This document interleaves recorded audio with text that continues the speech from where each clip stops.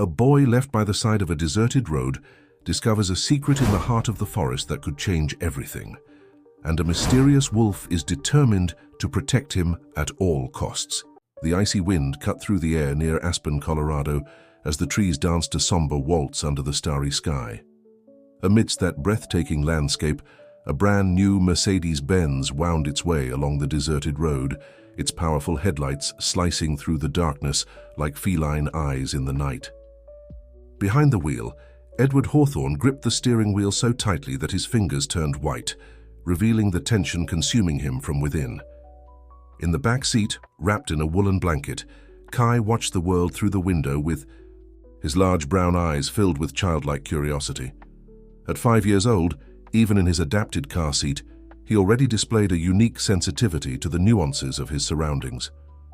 His small fingers traced imaginary patterns on the fogged-up glass, while his mind wandered over the shapes of the trees passing by like blurred shadows. Edward adjusted the rear-view mirror, catching a fleeting glimpse of his son.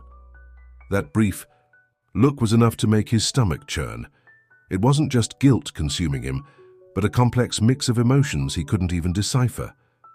To the outside world, Edward Hawthorne was the epitome of success. A respected real estate entrepreneur, owner of a considerable fortune, and an important figure in Colorado's high society.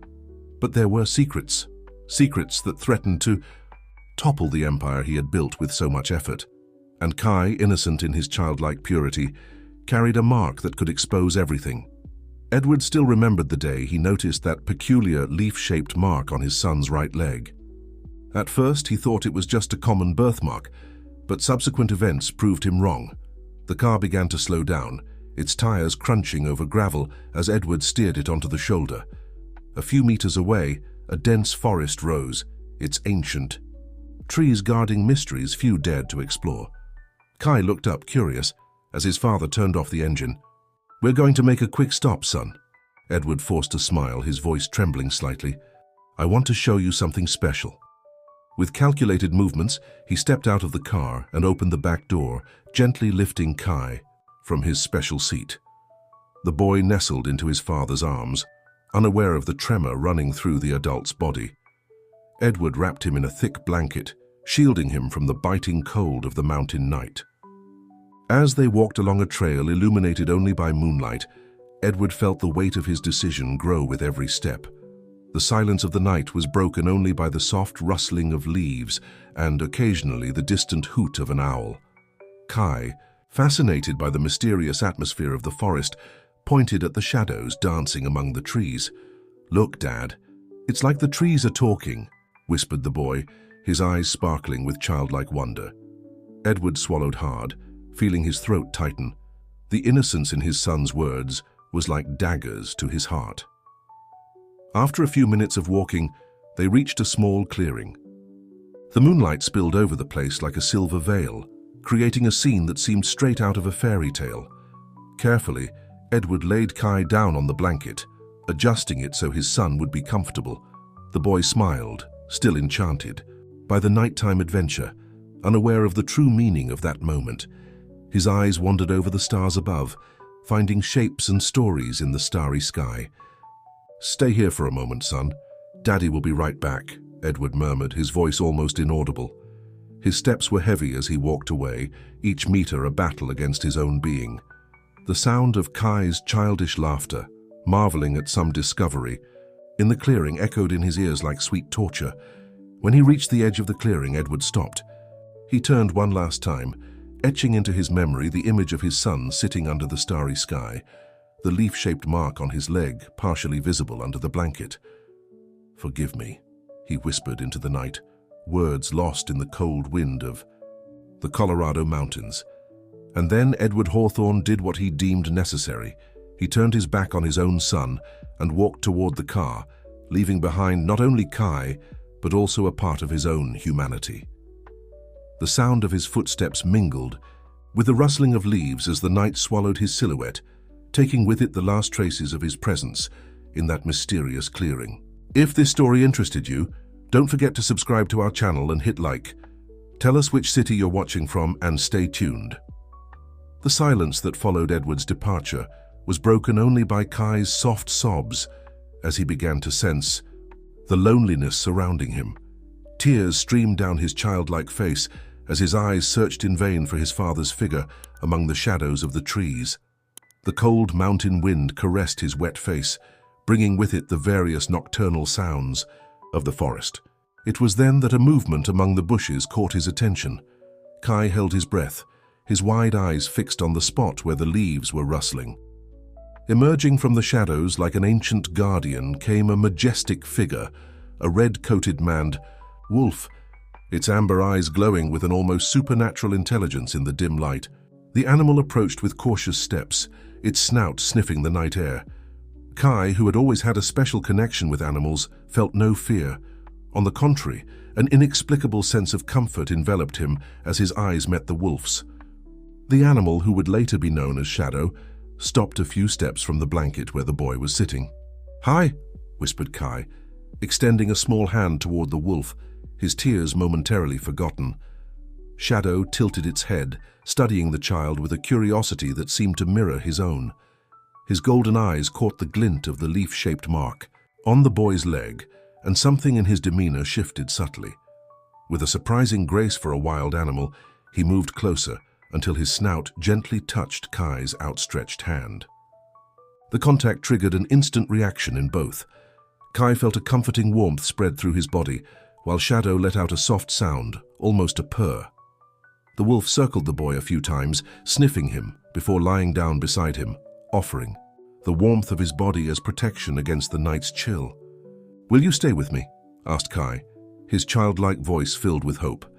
As if understanding the question perfectly, Shadow rested his head on the boy's leg, his eyes locked on Kai's with a silent promise of protection. The wolf's presence brought an inexplicable peace, and Kai felt his eyelids grow heavy, the emotional exhaustion finally catching up to him. When the first rays of sunlight began to paint the sky in pink and gold, Shadow stood up, gently nudging Kai with his snout. The boy woke up, feeling strangely rejuvenated despite the circumstances. The wolf began to move, stopping a few meters ahead and looking back, clearly expecting Kai to follow. With difficulty but determination, Kai began to crawl across the blanket following his new protector. Shadow adjusted his pace to the boys, stopping periodically to ensure he could keep up. The journey through the woods was slow, but there was something magical in the morning air, as if nature itself conspired to protect this unlikely pair. After what felt like an eternity to Kai's small arms, a different clearing opened up before him. In its center stood a wooden cabin, smoke lazily rising from its chimney. The smell of freshly baked bread hung in the air, making Kai's stomach growl with hunger. On the cabin's porch, a middle-aged woman was hanging clothes on a line. Marion, as Kai would later discover, was the first to notice the unusual presence on her property. Her eyes widened as she saw a wolf guiding a small child along the trail leading to her home. "John," she called, her voice trembling slightly. "John, come see this." A rugged, kind-looking man appeared at the door, wiping his hands on a kitchen apron. His jaw dropped as he observed the scene unfolding before them. A boy clearly unable to walk, protected by one of the region's most majestic animals. Shadow stopped at the edge of the clearing, sitting like a silent guardian as Kai approached the cabin. Marion was the first to move, cautiously descending the porch steps, her eyes alternating between the child and the accompanying wolf. "My God," she murmured, kneeling close to Kai. "Where did you come from, little one?" The boy looked back toward the woods, his words heavy with a sadness that shouldn't exist in someone so young. "Daddy left me there, but Shadow found me." Marion and John exchanged meaningful glances, a silent communication passing between them. The couple, who had never been able to have children of their own, felt their hearts tighten at the innocence and vulnerability of this abandoned child.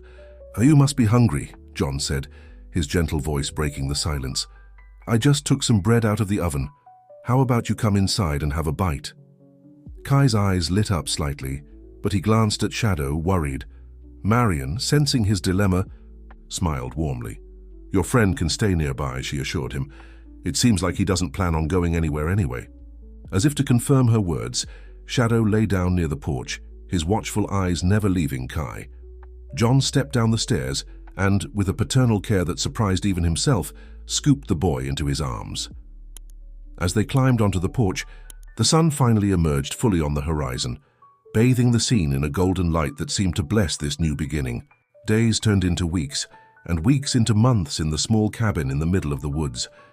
Marion and John discovered in Kai not just a child to care for, but a gift that brought new life to their quiet existence.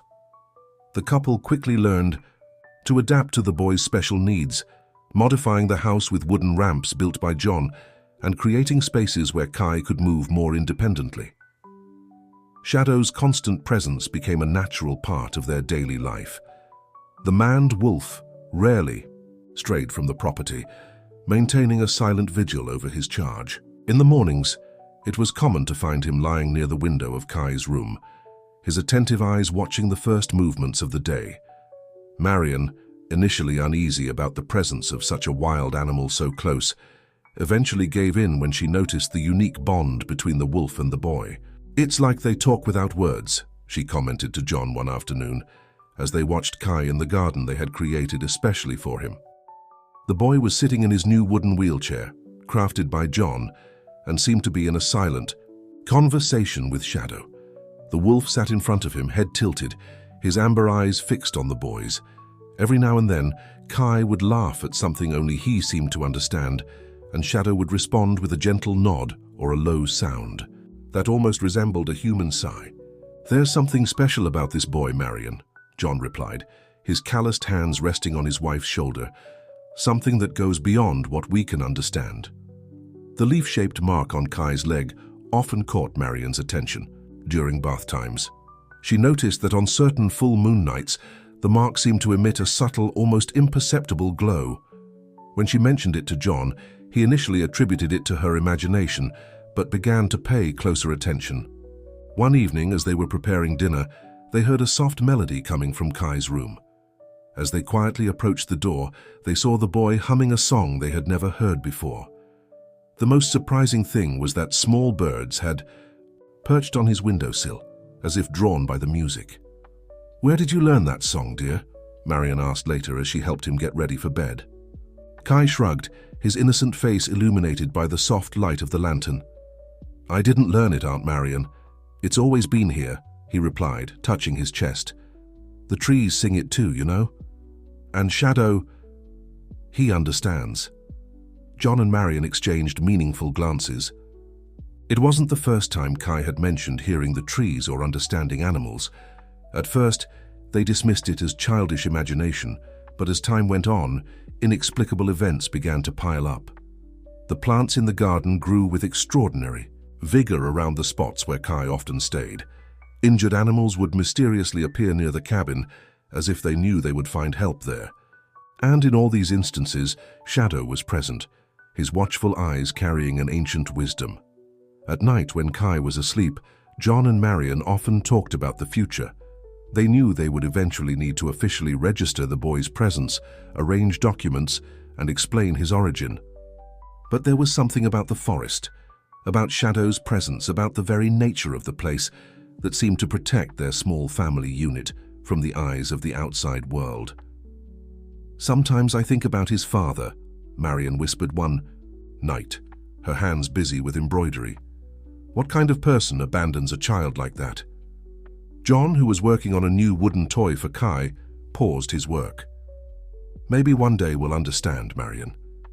But for now our mission is clear, to protect this boy and help him grow strong."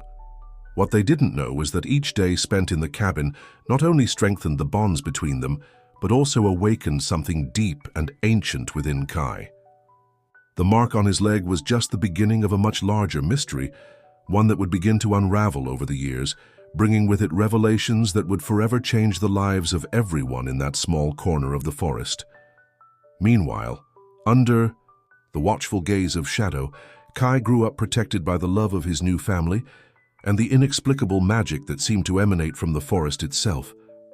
Each day, his connection with nature grew stronger, and gradually, without anyone noticing, the abandoned boy began to discover his true purpose in the world. Time passed like the seasons in the woods, gently and steadily, transforming young Kai into a curious 7-year-old boy with a unique understanding of the world around him. His wheelchair, now adorned with carvings of animals made by John, had become his mobile throne, from which he observed and interacted with nature in increasingly surprising ways. On a particularly special spring morning, as Marion gathered herbs for her medicinal tea, she noticed something extraordinary. Kai was in his favorite spot in the garden, chatting with Shadow as usual, when an injured hummingbird fell near them. Without hesitation, the boy extended his small hands toward the bird, and to Marion's astonishment, the leaf-shaped mark on his leg began to emit a soft glow. "It's going to be okay, little one," Kai whispered to the bird, which rested peacefully in his hands. Shadow approached, his snout gently touching the boy's hands. For a few seconds, a soft green light enveloped the hummingbird, and when it faded, the bird took flight as if it had never been injured.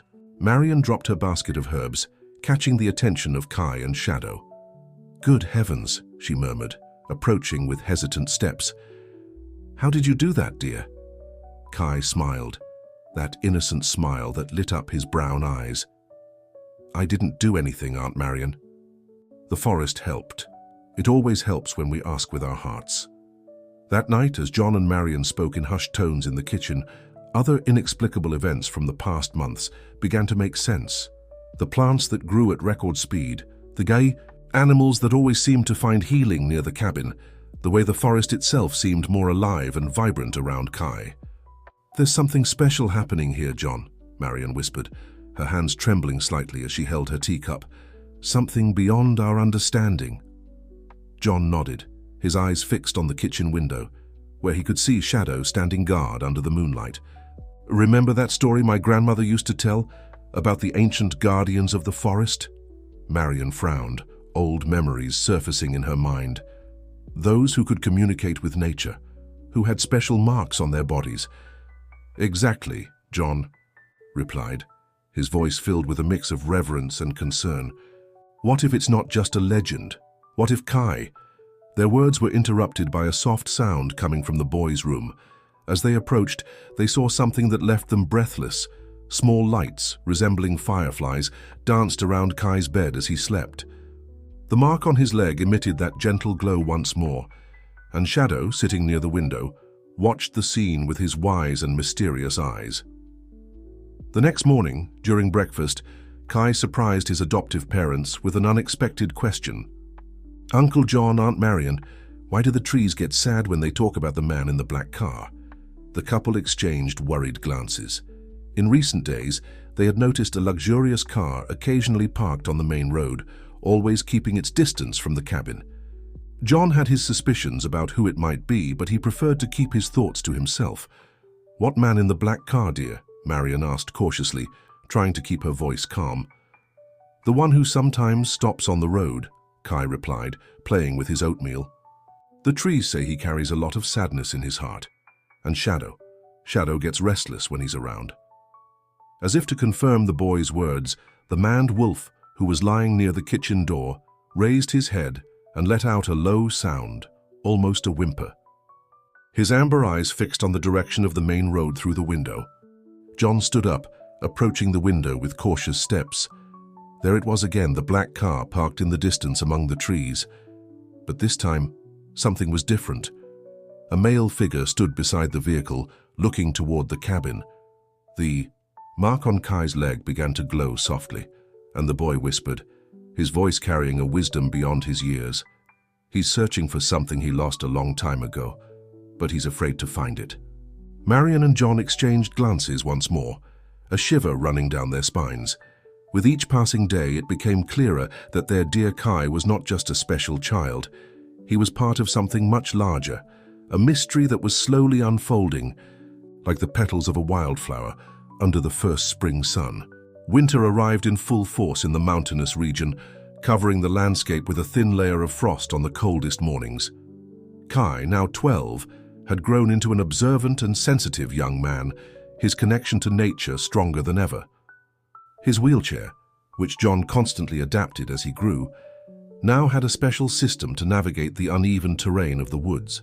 That particular morning, the air was charged with a different energy, A storm was approaching, and Kai could feel the forest's restlessness in every fiber of his being. Shadow, his eternal companion, was especially uneasy, pacing back and forth on the cabin's porch. "Something feels different today," Kai remarked to Marion, who was knitting by the window. "The trees are whispering louder than usual." Marion looked up from her knitting, watching the sky darken through the window. Over the years, she had learned to trust the boy's instincts. His predictions about the weather and the happenings in the forest were always accurate, almost supernatural. The wind began to blow harder, making the cabin windows rattle. John hurried inside, shaking the snow off his boots. "Big storm coming," he announced, though everyone already knew. "Better reinforce the house."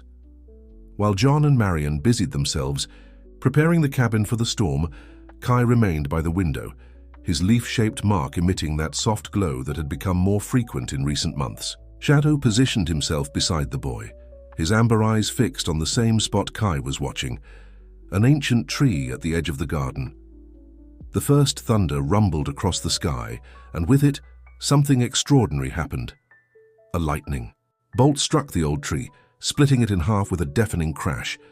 Marion screamed. John rushed to shield Kai, but the boy remained calm, almost in a trance. "Wait," he said, his voice carrying an authority that didn't match his age. "There's something there, something important." The storm continued its fury, but as soon as it was safe, John ventured out to the fallen tree. Among its exposed roots, something metallic glinted in the rain, an ancient chest, its sides adorned with symbols that seemed strangely familiar. With Marion's help, John brought the chest inside the cabin. It was surprisingly heavy, and despite having been buried for years, showed no signs of decay. The most intriguing part was the symbols engraved on its surface, stylized leaves, very similar to the mark on Kai's leg. "Can you open it, Uncle John?" asked Kai, his eyes shining with curiosity. John examined the chest, searching for a lock, but found none. It was then that Kai reached out, touching one of the symbols. In that instant, his mark began to glow intensely, and a soft click echoed through the room.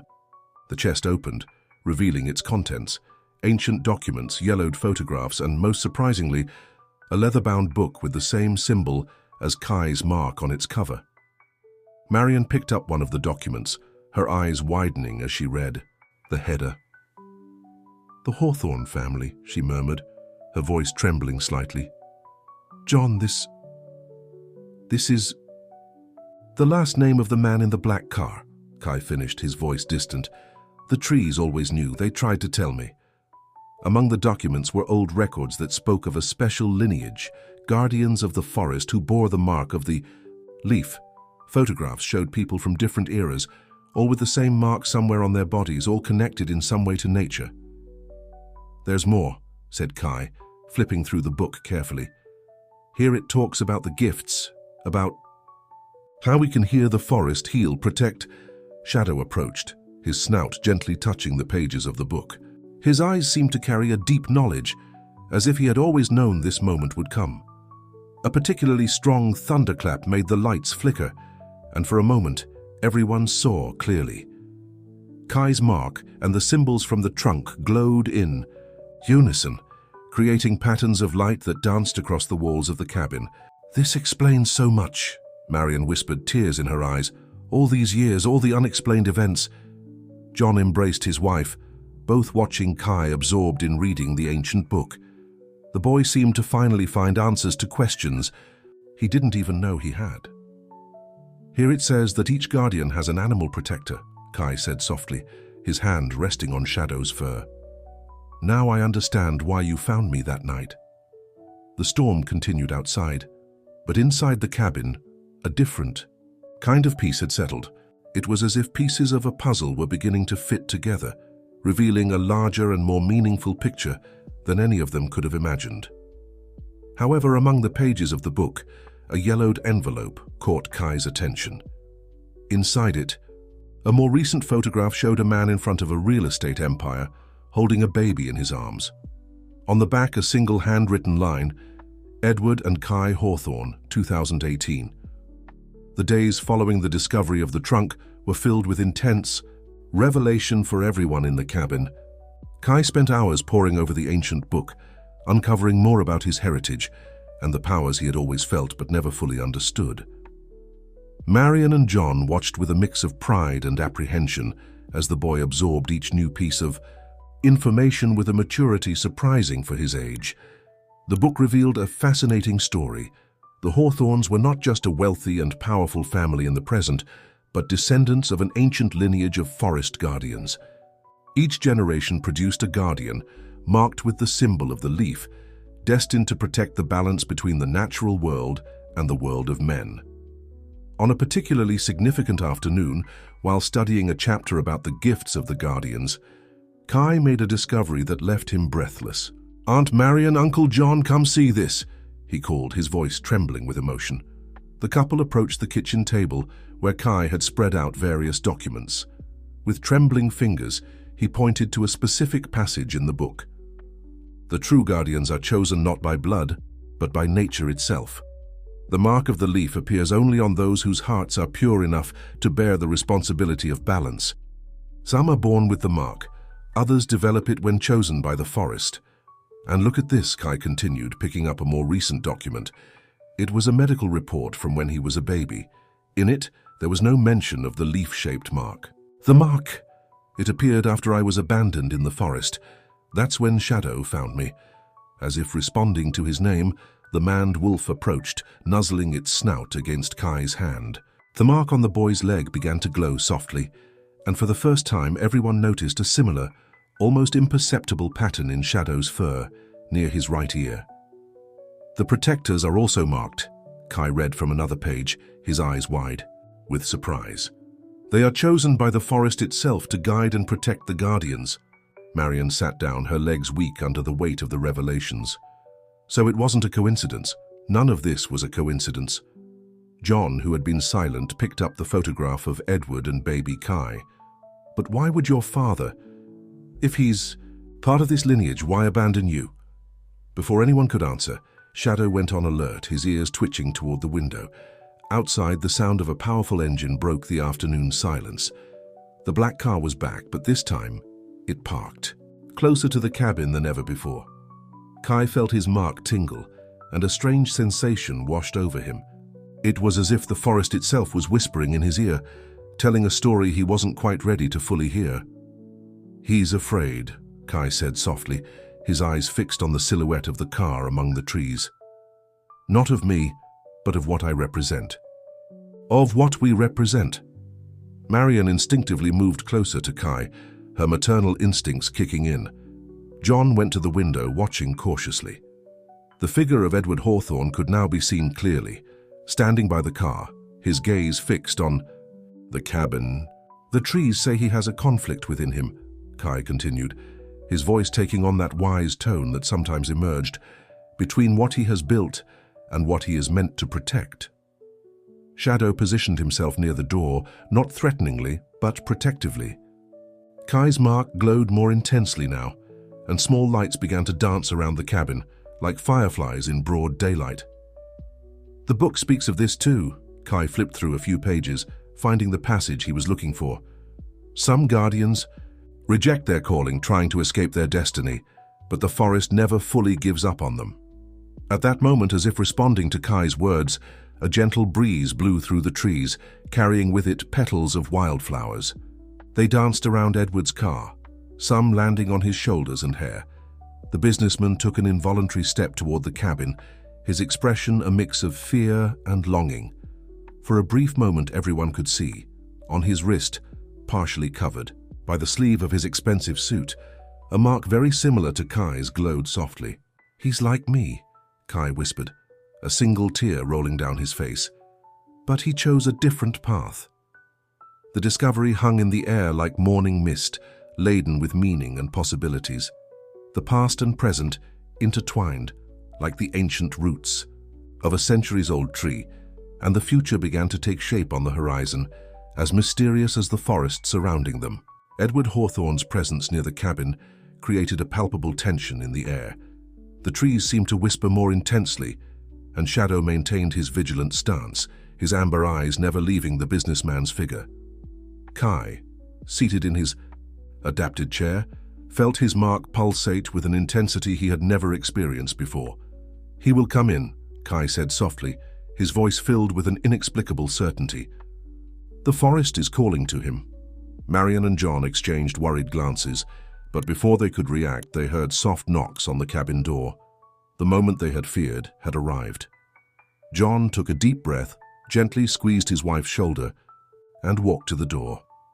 When he opened it, Edward Hawthorne was there, his imposing figure contrasting with the simplicity of the cabin.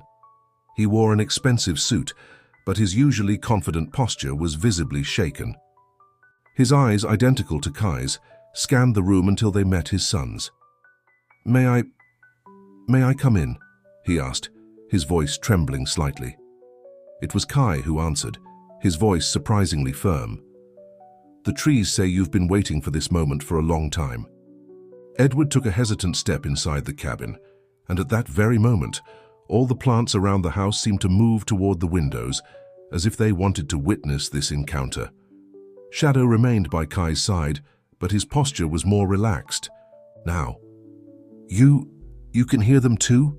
Edward asked, his eyes fixed on the mark on Kai's leg, which glowed softly.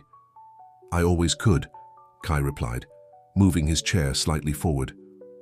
"Just like you, right? Before you chose to ignore them." The bluntness of the statement made Edward stagger slightly. Marion quickly offered a chair, which he accepted with a silent "thank you." The businessman rolled up his suit sleeve, fully revealing the mark on his wrist, identical to Kai's, though paler, almost faded. I thought I was protecting you," Edward began, his voice choked. "When you were born and the mark appeared, I understood that you would be different, stronger than me, more connected." "And that scared you," Kai finished, not as an accusation, but as a statement. Edward nodded, tears beginning to form in his eyes. "I had denied my own gift for so long, built an empire on what I should have protected. When you were born, the forest tried to reach you through me," Kai said softly. The moment was interrupted by a sharp sound coming from outside. Everyone turned to the window, where they could see several birds perched, their songs forming a strange and hypnotic melody. Kai's mark glowed more intensely, and for the first time in years, Edward's mark responded with a similar glow. "It's the Song of the Guardians," Kai explained, flipping through the ancient book on his lap. "The book talks about it. It's how the forest celebrates when a lost guardian finds their way back." Edward stood up abruptly, walking to the window. His hands trembled visibly as he watched the birds. "I used to hear it when I was a child," he confessed. "Before I decided that business success was more important than my heritage." "It's not too late," Kai said, his voice carrying a wisdom beyond his years. "The forest never gives up on its own." Shadow approached Edward, surprising everyone. The maned wolf looked deeply into the businessman's eyes, as if assessing his soul. After a moment that felt like an eternity, he pressed his snout against Edward's hand, right where his mark was. A soft glow enveloped father and son, and for an instant everyone in the cabin could feel it. The ancestral power of the guardians, the deep connection to nature, the call that never truly fades. "There's something I need to tell you," Edward finally said, his voice firmer now. "About the real reason for your abandonment, about the threats to our legacy, and about the choices we need to make now." Marion and John, who had remained silent, watching the scene unfold, realized they were witnessing not just a family reconciliation, but the awakening of something much greater. Edward's words hung in the air like autumn leaves, laden with promises and warnings. Kai adjusted himself in his chair, his hands unconsciously caressing the pages of the ancient book. "It's about the real estate development near the sacred grove, isn't it?" Edward's eyes widened in surprise. "How did you—" "The trees have been showing me," Kai replied simply. "They're restless. They feel something is about to happen. Something that could change everything." Outside, the sun was beginning to set, painting the sky in orange hues that seeped through the cabin windows. The shadows stretched, dancing on the walls like ancient guardians observing that crucial moment. The story of the Hawthorns was about to take a new turn, and the entire forest seemed to hold its breath, waiting for what would come next. As twilight approached, Edward began to reveal the truth he had carried with him for so long. Marion lit a few candles, creating a cozy atmosphere in the cabin, while John prepared an herbal tea from the forest, a special recipe Kai had taught him. The Hawthorne real estate empire, Edward began, his hands wrapped around the steaming cup of tea, wasn't built solely on hard work and business vision. It was erected on an ancestral agreement that I broke. Kai listened intently, with Shadow lying at his feet. The mark on his leg emitted a soft glow, pulsing as if responding to his father's words. Our family has always had two roles. To build and to protect. The Hawthorns were masters at developing urban areas in harmony with nature, guided by the wisdom of the guardians. Each generation produced at least one guardian who ensured that the balance was maintained. Edward paused, taking a sip of tea. His hands trembled slightly as he continued. When I took over the family business after my father's passing, I decided that this tradition was outdated. I ignored the signs, suppressed my gifts, focusing only on profit and expansion. That's when your mark began to weaken, Kai observed, his eyes fixed on his father's wrist. Exactly, Edward confirmed. But then you were born, and your mark, it was stronger than any we had ever seen in the family. The elders who still upheld the traditions came to me, warning that you would be an exceptional guardian, capable of restoring the balance I had disrupted. Marion and John exchanged meaningful glances, beginning to grasp the magnitude of the situation. The plants around the windows seemed to lean inward, as if they too wanted to hear the story. But there were people, Edward continued, his voice dropping to almost a whisper, powerful people who didn't want that balance restored. They found out about you, about your mark. They started making threats. The men with the machines, Kai said softly. The trees showed me in dreams.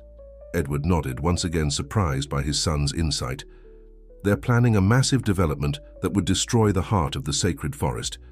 The same forest where our ancestors performed their rituals, where the earth's energy is strongest. The ancestral tree, Kai murmured, his eyes shining with understanding. The one that shows me the visions. Yes, Edward confirmed.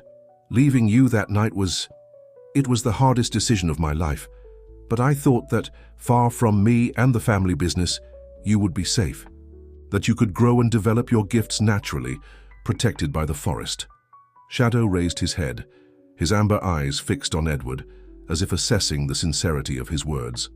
The maned wolf had been more than a protector to Kai. He had been a guide, connecting him to his natural gifts in a way Edward never could. The forest provided, Kai smiled, reaching for Marion and John's hands. It gave me a family that taught me to love and respect nature, even without knowing about our heritage. Edward looked at the couple with genuine gratitude. You did what I didn't have the courage to do. You raised my son with love and wisdom, allowing his gifts to flourish naturally. But now, Kai interrupted, his voice taking on a more serious tone, the sacred grove is in danger. That's why you've returned, isn't it? The threats are real now. The businessman nodded gravely. The project is moving forward quickly. In a few weeks, the machines will start cutting down the first trees. If the ancestral tree is destroyed, the balance will be permanently broken, Kai finished, his face illuminated by the increasingly bright glow of his mark. At that moment, as if responding to the gravity of the situation, a gentle breeze entered through the windows of the cabin, carrying with it the scent of night flowers and the whisper of ancient trees. The candles flickered, casting dancing shadows on the walls. We need to act, Kai declared, his voice carrying an authority surprising for someone so young. The forest has been preparing me for this moment. It's not just about saving the trees. It's about maintaining the balance between progress and preservation, between the new and the ancient. Edward looked at his son with a mix of pride and admiration. The boy he had abandoned years ago now displayed a wisdom and strength he himself had never been able to achieve.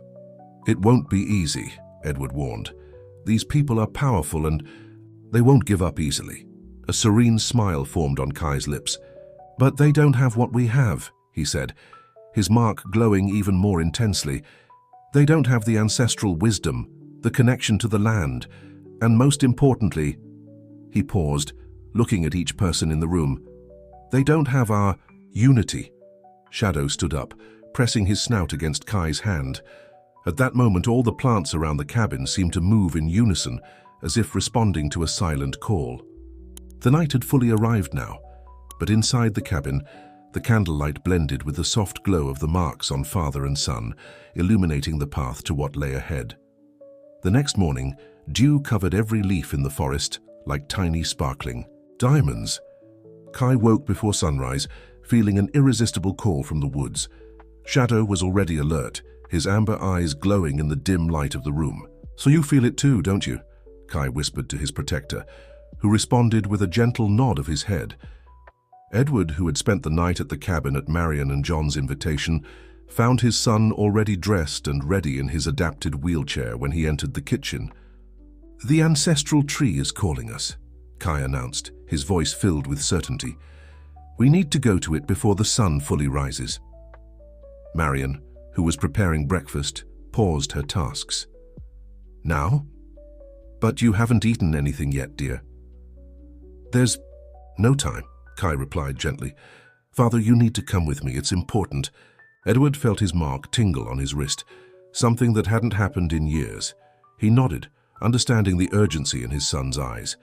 John quickly adjusted Kai's wheelchair for the uneven terrain of the forest, a modification he had developed, specifically for the boys' explorations. Shadow took the lead, guiding father and son along a trail that seemed to open before them. The trees swayed gently, even without wind, as if pointing the way. Kai's mark shone brightly, and gradually Edward's began to regain its original glow. After a few minutes of walking, they arrived at a clearing unlike any other in the forest. At its center stood the majestic ancestral tree, its branches stretching out like welcoming arms in every direction. Its trunk was so wide that it would take several people holding hands to fully embrace it. "This is it," Kai whispered, his eyes fixed on the ancient inscriptions covering the tree's trunk. "This is where it all began." Edward approached slowly, his hands trembling as he recognized the symbols. "My father brought me here once when I was a child, but I chose to forget." Shadow positioned himself between father and son, and in that moment, something extraordinary happened. The light of the rising sun filtered through the branches of the ancestral tree, creating patterns of light that danced on the forest floor. The marks on Kai and Edward began to glow in sync with these patterns. "Touch the trunk, father," Kai instructed softly. "The tree wants to show us something." With hesitation, Edward placed his hand on the ancient inscriptions. At the same moment, Kai did the same from his chair, and Shadow pressed his snout against the trunk. A golden light enveloped the three, and visions began to flow like a river of ancestral memories. They saw the first guardians, dancing in sacred rituals around the tree. They saw how they guided the development of the earliest cities, ensuring that human expansion respected natural boundaries. They saw the lineage of the Hawthorns through the generations, always maintaining the balance between progress and preservation. "This is how it should have been," Edward murmured, tears streaming down his face. Not reckless destruction, but growth in harmony. The visions continued, showing possible futures. In one, they saw the sacred forest destroyed, the ancestral tree felled, and an imbalance that affected not only nature but the entire region.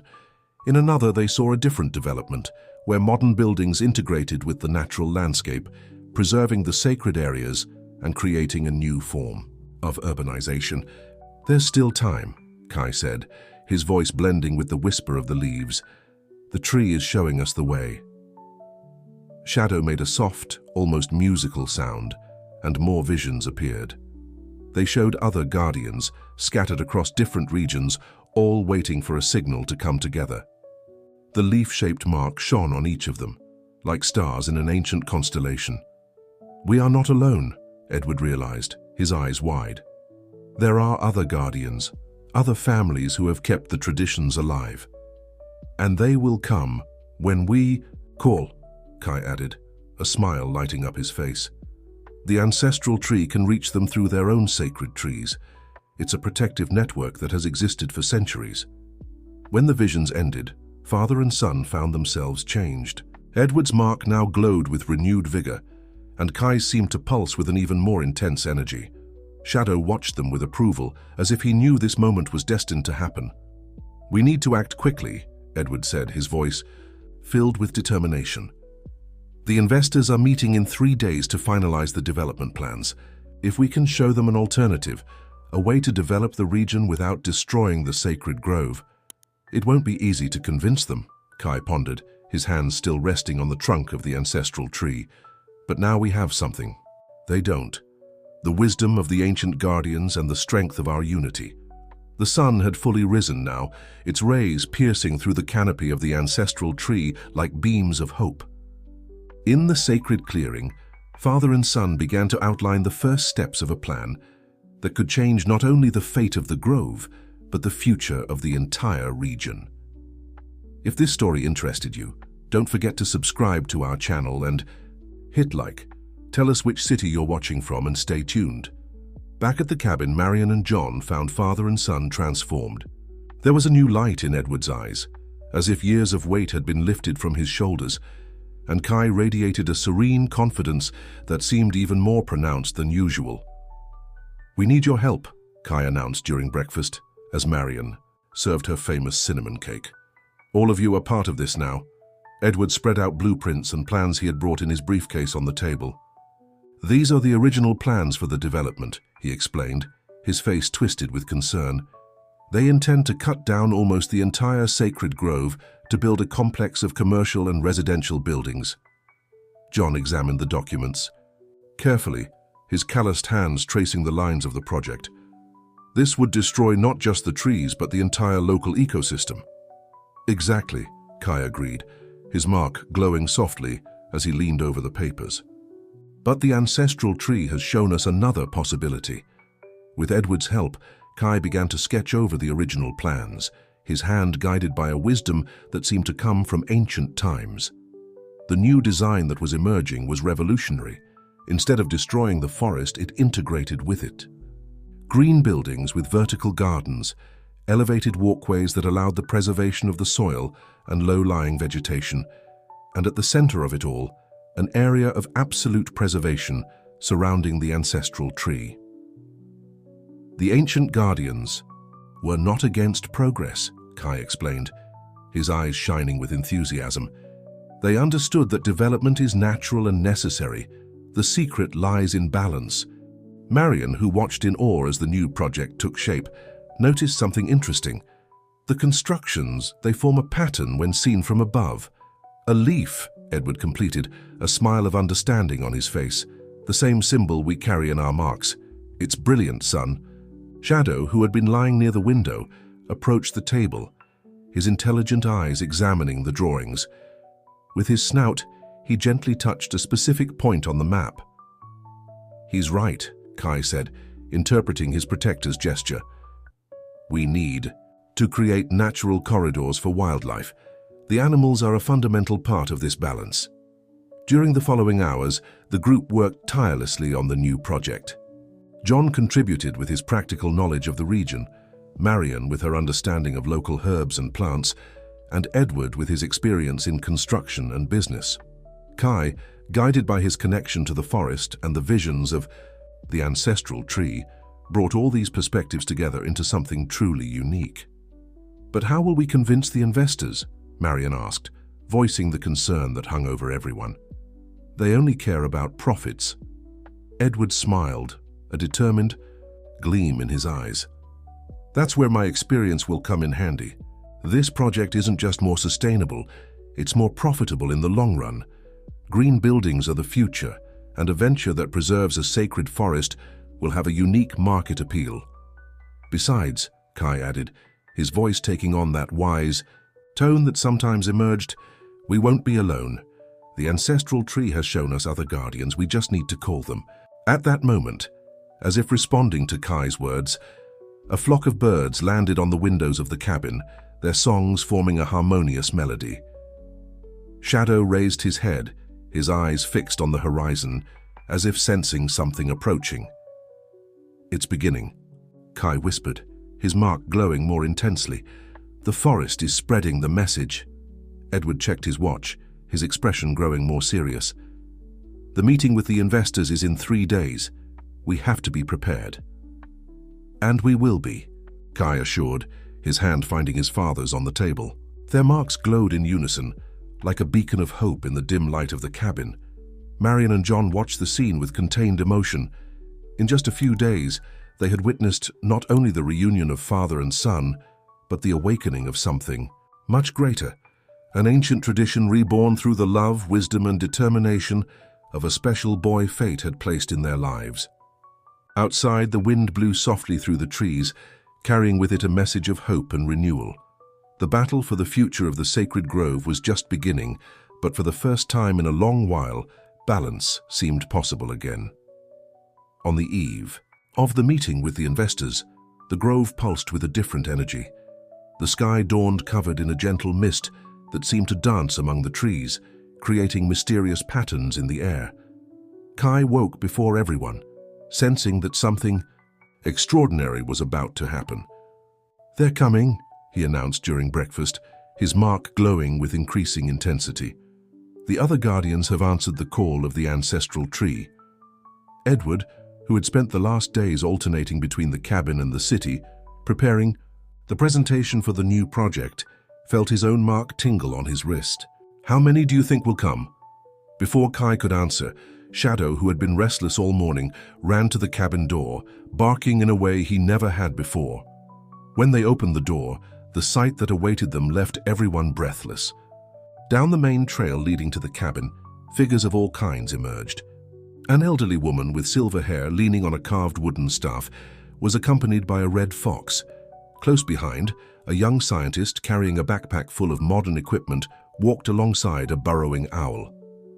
A girl no older than 8 held her mother's hand, a small kingfisher flying in circles above their heads. "They're the protectors," Kai explained, his eyes shining with emotion. "Each guardian has theirs, just as I have Shadow." One by one, the guardians approached the cabin. There were 7 in total, each with their unique leaf-shaped mark glowing on different parts of their bodies, each accompanied by their protective animal. Marion and John watched in awe as the small clearing in front of the cabin filled with an almost tangible ancestral energy. The silver-haired woman was the first to speak. "I am Madame Celeste," she introduced herself, her voice carrying the wisdom of many years. "Guardian of the northern forests. When the ancestral tree called to us through our dreams, I knew it was time for us to gather once again." The young scientist stepped forward. "Dr. Richard Stone, biotechnologist. I've spent years scientifically studying what I've always known in my heart, the deep connection between all living beings." One by one, the guardians introduced themselves, each bringing their own story and unique perspective on their sacred mission. The little girl, Anna Claire, revealed she could make flowers grow with just her touch. Her mother, also a guardian, protected an environmental reserve on the coast. Edward watched everything with a mix of admiration and guilt. "All these years, I thought we were alone, that we were the last." "Loneliness was your choice, Edward Hawthorne," Madame Celeste said gently, "but it's never too late to return to the path of the guardians." Kai suggested they all head to the ancestral tree. In his adapted chair, he led the group along the trail he now knew so well. The protective animals formed a unique procession.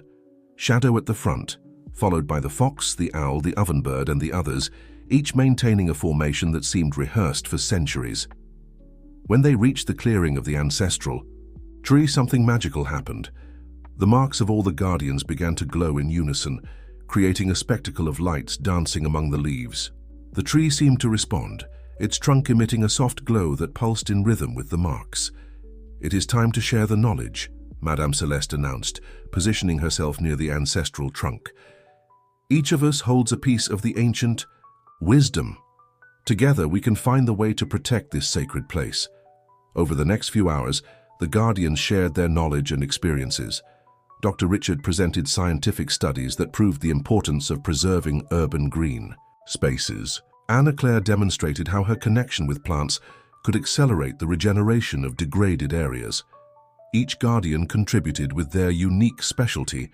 Kai absorbed everything with fascination, his young mind making connections that adults sometimes took longer to notice.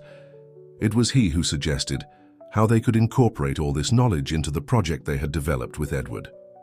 The project doesn't just need to preserve the forest, he explained, his eyes shining with enthusiasm. It can be a model of how humans and nature can coexist in harmony. As the sun began to set, the Guardians had refined the original project, incorporating elements of ancient wisdom and modern technology. The leaf-shaped design now included environmental research centers, ecological education areas, and sacred spaces for the practice of ancient rituals. "Tomorrow," Edward said, looking at the gathered group, "we will face the investors, but now I know we're not just presenting a real estate project, we're proposing a new path for the future." When night fell completely, the Guardians returned to the cabin where Marion had prepared a special meal. The air was filled with hope and determination. The next morning they would face their greatest challenge, but now they had something money couldn't buy: the united strength of the Forest Guardians. The morning of the meeting arrived with a mix of mist and golden light that seemed to envelop the entire grove in a protective embrace. In the cabin, preparations began before sunrise. Edward, dressed in his most elegant suit, helped Kai get ready for what would be the most important day of their lives. "Are you sure you want to do this, son?" Edward asked as he adjusted the bow tie Kai had insisted on wearing. "The meeting might get intense." "The trees will be with me," Kai replied with a serene smile, his mark glowing softly under his dress pants. "And so will you." The other Guardians were already waiting in the room. Madame Celeste, in her traditional robes adorned with ancestral symbols, Dr. Richard in his professional blazer, and the others, each dressed to represent their own connection to the mission ahead. The protective animals would remain in the grove, except for Shadow, whom Kai insisted should accompany them. "A maned wolf in a corporate boardroom?" Marion had questioned, concerned. "He knows how to behave," Kai assured, exchanging a knowing glance with his protector. "Besides, his presence is necessary." The convoy of cars departed from the cabin toward the business center of Aspen. Edward was driving the first vehicle, with Kai in the adapted passenger seat and Shadow calmly settled in the back. In the rearview mirror, he could see the other Guardians following in their respective cars. The Hawthorne Business Center was an impressive glass and steel building that rose in the heart of the city. At the entrance to the meeting room, a golden plaque announced, "Investor Council Meeting, New Horizon Project." When the group entered the room, the executives and investors were already waiting. Their expressions ranged from surprise to disbelief as they saw the unusual entourage, especially when Shadow calmly positioned himself beside Kai's wheelchair. "Edward," one of the older executives spoke up, "I don't recall approving the presence of extra guests at this meeting." "Mr. Thompson," Edward replied with a confidence he hadn't felt in years, "today I won't just present a real estate project. I will present a vision of the future that will change how we think about urban development." With the help of Dr. Richard, Edward began projecting images of the new project. The leaf-shaped blueprints appeared on the screen, prompting murmurs among those present. Kai watched the reactions closely, his mark tingling beneath his clothes. "This is absurd," another investor interrupted. "Preserving over 60% of the area has green space. Profits would be drastically reduced." It was at this moment that Kai gave a discreet signal to Shadow. The maned wolf stood up and with majestic dignity walked to the center of the room. His imposing presence silenced everyone. "Ladies and gentlemen," Kai began to speak, his young but firm voice echoing in the room. "What my father presents today is not just a real estate project. It is a bridge between two worlds that should never have been separated." Madame Celeste stood up, her silver hair shining under the room's lights. "For generations, the Hawthorns have been more than business people. They have been guardians of the balance between development and preservation." One by one, the Guardians spoke up, each contributing their unique perspective. Dr. Richard Stone presented scientific data on the economic value of environmental preservation. Little Anna Claire demonstrated, with a small potted plant she had brought with her, the regenerative power of nature. But it was when Kai began to explain the true vision behind the project that something extraordinary happened. His mark began to glow so intensely that it was visible through his clothes. At the same moment, all the decorative plants in the room, even the artificial ones, began to move gently, as if dancing to the sound of a silent melody. The executives watched in awe as Kai, with a wisdom that transcended his age, explained how the project would not only preserve the sacred grove, but also create a new paradigm for sustainable urban development. "Imagine," he said, his eyes shining, "a place where your children and grandchildren can experience the magic of nature without leaving the city, where every apartment overlooks a fragment of preserved forest, where property values increase not just because of the luxury of the buildings, but because of the unique connection to a living ecosystem." Edward then presented the numbers: market studies showing the growing demand for green developments, projections of property value appreciation, and possibilities for tax incentives for sustainable construction. The fusion of the ancient wisdom of the Guardians with modern business expertise created a truly revolutionary project. Mr. Thompson, who initially seemed the most skeptical, was the first to speak after the presentation. "In 30 years in the real estate market," he said, his voice slightly trembling, "I've never seen anything like this." The room fell into a tense silence as the investors whispered among themselves. Kai held his father's hand, their marks glowing in unison. Shadow maintained his serene posture, his amber eyes observing every movement in the room. The future of the sacred grove, and perhaps much more, depended on the decision that would be made in that room. The morning sun, streaming through the building's windows, created patterns of light that resembled the shadows of forest trees, as if nature itself were present, witnessing this crucial moment. The silence in the meeting room was almost palpable as the investors discussed in hushed tones. Kai could feel the energy in the room shifting, like invisible waves moving among the people present. His mark continued to emit a soft glow, reflecting off the mirrored surfaces of the room. Mr. Thompson stood up first, adjusting his tie with a nervous gesture. His eyes scanned the room, pausing for a moment on Shadow, who stood nobly beside Kai. "What you've shown us today," he began, his voice taking on a tone different from his usual one, "goes far beyond a simple real estate project. I admit I came prepared to reject any changes to the original plan, but—" He paused, removing his glasses and cleaning them with a handkerchief, a habit that betrayed his unease. "But there is something here that cannot be explained solely by numbers and projections." A younger executive who had remained silent until then also stood up. "The data presented by Dr. Richard Stone on the added value of green ventures is impressive, and the proposal to integrate with the Environmental Research Center could secure us significant tax benefits." Edward held Kai's hand, feeling the energy flowing between them through their marks. The other Guardians remained silent, but their presence filled the room with an ancient force that even the most skeptical could not completely ignore.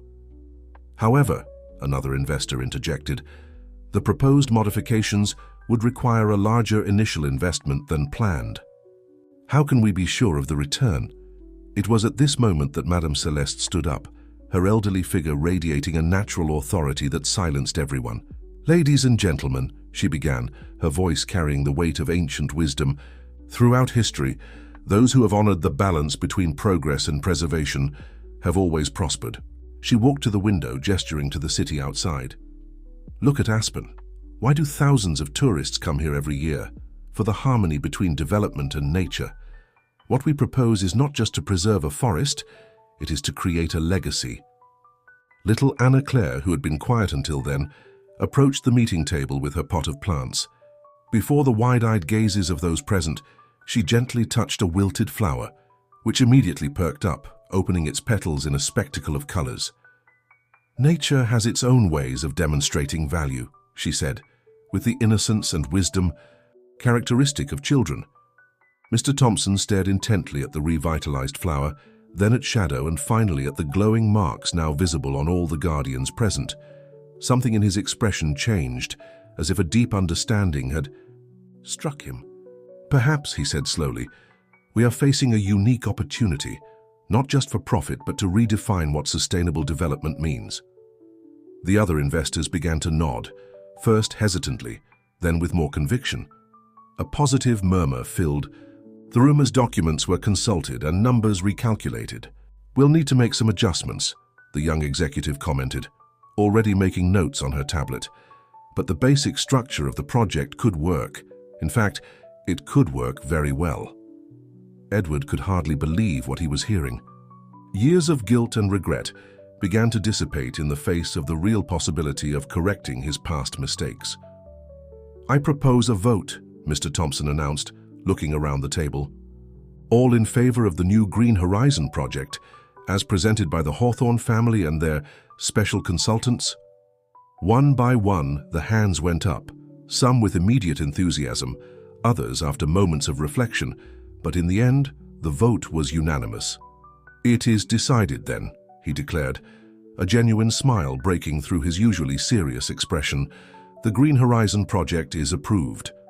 The room erupted in restrained applause, typical of a corporate setting, but laden with much deeper meaning. Kai looked at his father, tears of joy glistening in his eyes. Shadow approached Mr. Thompson, surprising everyone by calmly sitting down beside him. The businessman, after a moment of hesitation, reached out and gently touched the wolf's head.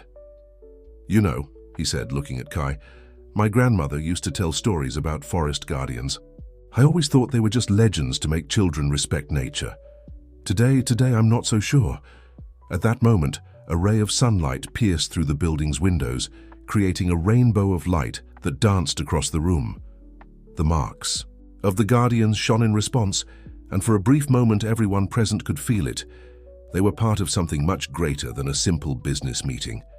It was the dawn of a new era, where the ancient wisdom of the guardians merged with modern progress, creating a path of hope for the future. The news of the Green Horizon project's approval spread quickly through the city, but it was in the forest where its true celebration took place. At dusk, all the guardians gathered once more in the clearing of the ancestral tree, where the energy of victory mingled with the ancient magic of the place. Marion and John had prepared a small celebration in the clearing, with handmade lanterns hanging from the lower branches and a table filled with homemade treats. The scent of cinnamon and forest herbs wafted through the air, creating a warm and mystical atmosphere. "It's just the beginning," Kai said, watching the sun set through the treetops. His wheelchair had been placed near the ancestral tree, and Shadow rested serenely by his side. Edward, who had traded his suit for more casual clothes, approached his son. Your mark, once pale and almost invisible, now shone with renewed vigor. "You are right, my son. We have much work ahead of us." Madame Celeste, who had been in a silent conversation with her protective fox, joined them. "The true challenge will be maintaining balance as the project unfolds. The Guardians will need to be present at every stage." "And we will be," Dr. Richard Stone affirmed, already making notes on his tablet. "I will establish a research base right here to monitor the impact of the constructions on the ecosystem." Little Anna Claire ran through the clearing, closely followed by her woodpecker, causing small flowers to bloom wherever she passed. "We can make a hanging garden on every building," she suggested with childlike enthusiasm. Marion approached with a tray of freshly baked cookies. "We need to document all of this," she said, looking affectionately at Kai. "The history of the Guardians, the ancient knowledge, so that future generations do not lose this connection." John, who had been working on something in his makeshift workshop, revealed a surprise: a new wheelchair for Kai, even more special than the previous one. Carved from noble wood of the region, it featured the symbol of the leaf in various places and had special compartments for plants and herbs. "For the young guardian," he said with pride, "a chair worthy of his mission." Kai was moved by the gift, especially when he noticed that the wood had been donated by the forest itself, trees that had fallen naturally and that John had carefully collected and crafted. As night fell, the Guardians formed a circle around the ancestral tree. Each with their protector by their side, they began to share stories, knowledge, and plans for the future. The leaf-shaped mark on each of them glowed in harmony, creating a spectacle of lights that danced among the shadows of the forest. "You know," Edward began, his voice filled with emotion, "I spent years running from this destiny, trying to bury this part of myself. But looking now, I realize I was never truly alone. The forest never gives up on its own. Kai repeated the words he had spoken days ago, but now with even greater meaning. Shadow stood up and walked to the center of the circle, where he let out a soft howl that was answered by the other protective animals. The sound spread through the forest like an ancient blessing, echoing among the trees and fading into the night. The ancients called this the Song of Renewal, Madame Celeste explained, her eyes shining with the reflection of the lanterns. It is a sign that harmony is being restored. Suddenly, small lights began to appear around them, fireflies dancing among the trees, creating patterns that seemed to tell ancient stories. The ancestral tree also joined the celebration, its trunk emitting a soft glow that pulsed in rhythm with the marks of the guardians. Marion noticed tears in Kai's eyes. "Are you okay, sweetheart?" "Yes," he replied, smiling. "It's just that now I can see clearly. Everything that happened, the abandonment, finding you, Shadow choosing me as his protégé, was part of something greater. The forest knew it from the beginning." Edward knelt beside his son's chair, taking his hands in his. "And now we have the chance to do the right thing. Not just preserve the grove, but show the world that progress and preservation can and must go hand in hand." The celebration continued late into the night, with ancient songs being taught and stories being shared. The older guardians passed their knowledge to the younger ones, while the younger ones brought fresh ideas and modern perspectives to the ancient customs. Under the starry sky, surrounded by those who had become his extended family, Kai felt a deep peace. His journey had begun with abandonment and loneliness, but it had led him to discover a greater purpose, a deeper connection with nature and his own heritage. The forest whispered its ancient songs, and now there were more people to listen and understand them. The future unfolded before them like a path illuminated by fireflies, full of challenges but also infinite possibilities. A year had passed since the approval of the Green Horizon project, and the transformation was visible not only in the grove but throughout the region. The construction of the development advanced in harmony with nature, strictly following the leaf-shaped design Kai had envisioned. The Environmental Research Center, established by Dr. Richard, was already in full operation, housed in a sustainable structure that seemed to grow naturally from the land. Researchers from around the world visited the site, studying the unique model of development that integrated environmental preservation and urban progress. Kai, now 13, had become a well-known figure in the region. In his specially carved chair, he guided visitors through the sacred grove, sharing ancient stories and teaching about the importance of balance between man and nature. Shadow, always by his side, had become a living symbol of the connection between the two worlds. On a special spring morning, a new ceremony was being prepared in the clearing of the ancestral tree. Edward, dressed in attire that blended business elegance with traditional elements of the Guardians, was organizing the final details alongside Marion and John. "Is everything ready?" Kai asked, approaching in his chair. His mark shone brighter than ever, and small flowers sprouted wherever he passed. "Almost," Edward replied, smiling at his son. "The other Guardians are arriving." One by one they appeared, Madame Celeste with her fox, Dr. Richard Stone and his owl, little Anna Clare, now in charge of a nursery of medicinal plants, with her ovenbird and others who had joined over the year. Each brought with them new apprentices, people who had discovered their own marks after the project began. "It's incredible how the circle expands," Marion commented, moved, watching the newcomers.